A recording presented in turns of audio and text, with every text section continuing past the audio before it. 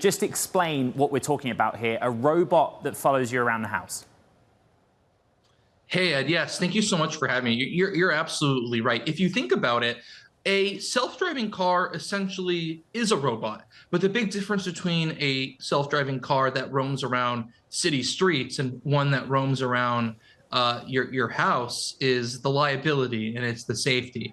If the self-driving car stops working properly on the road, maybe you get into a car accident and potentially kill someone, unfortunately. If your self-driving robot crashes into a wall in your home, kind of, so what, right? And so it's similar technology, but the stakes are so much lower. The necessity to be accurate is so much lower. It is an easier thing to pull off, and it feels like the timing is right for Apple to be exploring this. If you think about the backdrop of when the Apple Car project was canceled, the newfound struggles being faced by Tesla, the profitability issues being faced by Lucid and Rivian and any EV maker you can think of. And then at the same time, you're sort of seeing the technology industry shift to AI-powered hardware. You're seeing talk about humanoid robots. So it does make sense for Apple to be exploring at least this shift.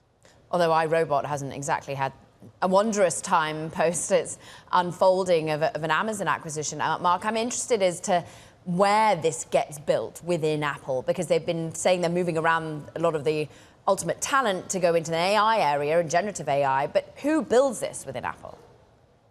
Yeah, no, that's a great question. So the artificial intelligence organization at Apple under John Giannandrea, he used to run search and was a senior executive at Google before joining Apple in 2018. Some of the underlying AI and robotics work is going on within his organization. And then Apple has a hardware engineering group dedicated to home devices that's run by a guy named Matt Costello, who was actually the chief operating officer at Beats until that company was famously acquired by Apple a decade ago. And so this is a cross-company effort between those two groups primarily. Now, the other thing I want to call out, in addition to the home robot, Apple is very in-depthly exploring the addition of robotics to other types of devices. So one thing that they've been working on actually secretly for about 3 years, 4 years at this point, is a tabletop robot. It's essentially a gigantic iPad on a robotic arm.